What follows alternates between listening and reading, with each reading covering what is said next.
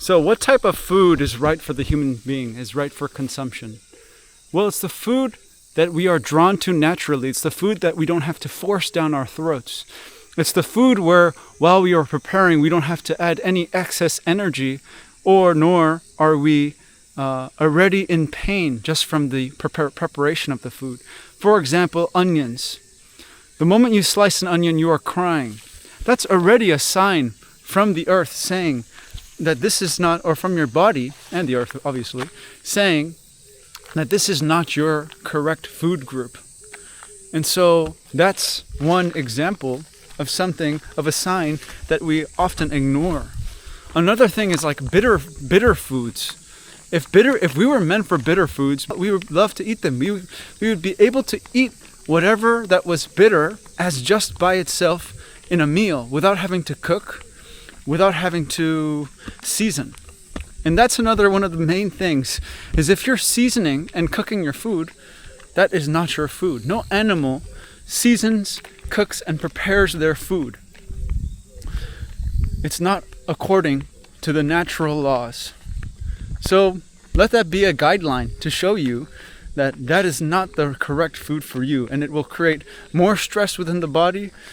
Your body will have to leach minerals out of your teeth, out of your hair, out of your bones, the calcium, the intensely alkaline calcium, in order to neutralize the intense acids that are created from all these toxins that you are putting into your body. I mean, and think about it. When you cook something, it takes a lot of energy to destroy all the nutrients that are in this food if it were consumed raw.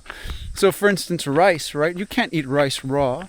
However, if you sprout it, it destroys the lectins, or how do you say, it disables the protective mechanism that is lectins, so that you can eat this rice in a nutritious fashion, raw and sprouted. But when you cook it, you destroy and you fragment the food and the information. So of course, if you take in this fragmented information, your genes will therefore become fragmented. And then again, it takes a lot of energy to cook it, right? But you're also, again, destroying the microorganisms, the enzymes that would have been created, all of these different things. So again, it's an unhygienic way of eating. What else? That's pretty straightforward. But yeah, so if you're salting your food, if you're putting all these different kinds of spices in your food, you really have to ask yourself, because fruit is already seasoned. It's been going through the seasons. It's taking in the sun's energy. It's ready at a point where all the poisons and all the defensive mechanisms have been disabled. Unlike grains where, for instance, a bird can come and eat the grain before it's cooked or sprouted because it has the adequate acids in its stomach to digest it. So the grains are meant for birds, not for human beings.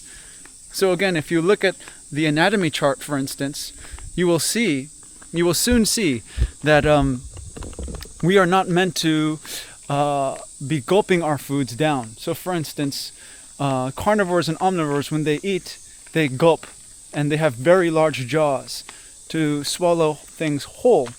And they have very short digestive systems because they need to pass these heavier substances through as soon as possible. In contrast to the herbivores, the cows, if you will, the rhinos, the giraffes, they often have multiple stomachs. They have multiple, things that are being processed at the same time.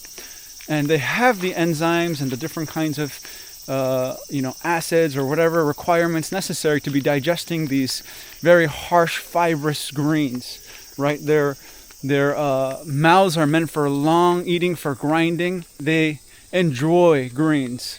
But we are not meant to enjoy greens. We are the closest in anatomy to orangutans, to gorillas, to monkeys, to apes, and a little bit further from chimpanzees. If you look at a chimpanzee, it actually has the teeth to digest meat or to eat meat, right? It has those vampire teeth, those canines, if you will. And so there's your difference, right? And, chimpanzees in their natural habitat probably only eat 2 to 5% meat, right? So not much.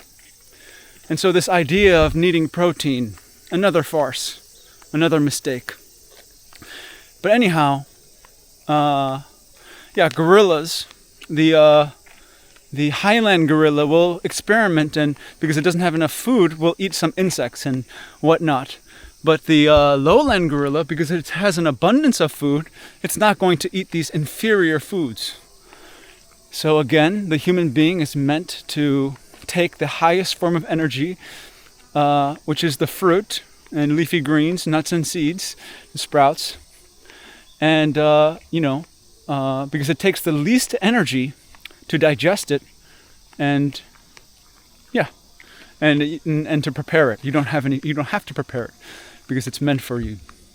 So there are your signs if the food is right for you or if it's not right for you according to natural hygiene. And of course, there's probably a step after you're done with the stage of food, and you can begin to consume something of a higher nature.